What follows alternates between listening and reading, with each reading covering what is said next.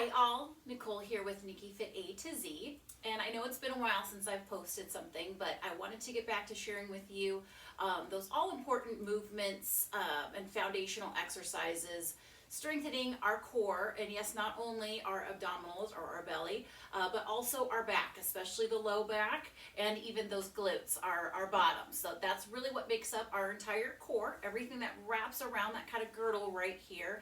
And that core helps keep the low back strong. Everything really supports each other. So that's why it's really important to have these foundational exercises. So I'm going to take you through a couple modifications, focusing more on those back muscles, really feeding into a healthy spine, all kinds of small little muscles that we have kind of bracing the spine for us and helping us with our core, and that will help support the low back as well. So no equipment needed. This is not really even a beginner exercise. I am going to show you what beginner might look like, but we're going to take it to another level. And these are movements that you can keep doing for years to come to really help keep the core strong and the spine healthy. Only thing that I might suggest you having handy, and especially for those that might be starting out, or if you sometimes feel a lot of pain in your neck when you're doing core exercises, is a tennis ball, a lacrosse ball, racket ball. I've got one of those little massage balls right here. If you don't have anything like that, a medium-sized orange or lemon would work really well as well. I'm going to show you some good placements, how to hold it between your chin till we train ourselves to have that proper neck alignment. So we're going to go through a couple movements today, variations of our Superman or Superwoman movements. They're unilateral movements. We're working the body, kind of in diagonals with each other. That really great low impact ways of working that core. Or low intensity ways of working that core. So let's go ahead and let's get started. We're going to start, if you are new to this, beginner, always feel that your balance and your core is a little bit on the weak side. Maybe it just hasn't been a focus of yours. You've been focusing on other things, even just if you're running all the time, but you're not quite focusing on that core. This one's a good place to start. In yoga, we know this is a bird dog.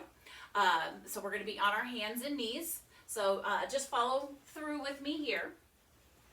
I do have my ball right here, and I'm going to go ahead and I'm going to start in this one right here with kind of that neck training. We want to be able to keep, again, this is for our spine health, so a nice long neck, spine, all the way from the neck to the tailbone. So I'm going to take that ball, I'm going to bring it just a gentle hug between the chin and the chest. I'm going to hold the ball steady. I'm going to take my knees about hip distance apart right here, and fingers nice and wide, arms right underneath my shoulders. So it's a great strong tabletop place to start right here. And I just have the tops of my feet resting on the floor here. You can also have your toes curled under if you feel a little bit more comfortable in that way. And I'm going to go ahead, we're going to start with our right arm and left leg extending here. Great place to start, just holding for about 10 seconds each side. Bringing it down. Switching over, left arm, right leg.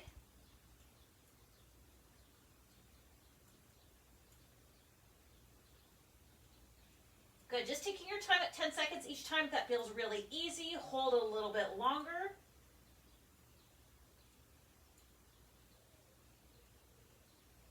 Really lengthen arm and leg, feeling a little stretch throughout the entire length of the body from toes to fingertips.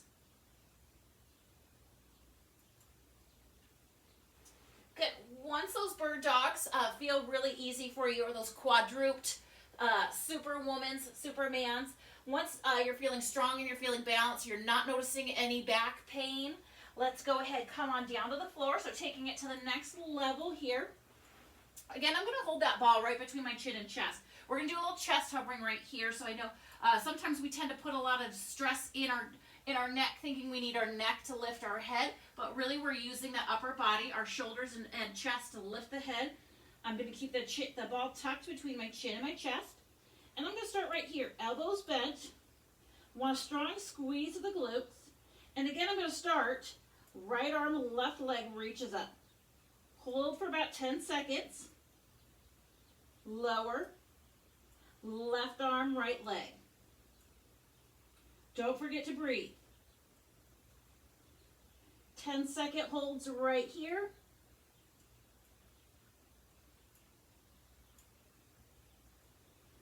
Again, increasing time in that hold as you feel comfortable. You will start to feel this throughout that mid and low back. Again, not painful, but we want to feel those muscles working, which is exactly what we're asking them to do. Once you can hold very comfortably there about 30 seconds and you're not feeling too much strain in the back or the neck, everything feels really good, let's take it to the next level. We're lifting everything together. So again, you can have that ball between your chest. Just remember, looking down is always a good place to be. We want that neck long, just a nice alignment with the spine. This time I'm going to extend my arms here. I'm going to reach all the way up both legs, come up. We're kind of balancing on our belly button here. Hold for about that 10, again, starting with 10 seconds, 20 seconds, and then 30 seconds. We'll lower, little rest. And repeat. Again, as you get stronger too, you can take those 10 seconds, hold, do about 10 times, then start to increase to that 20 seconds, and release.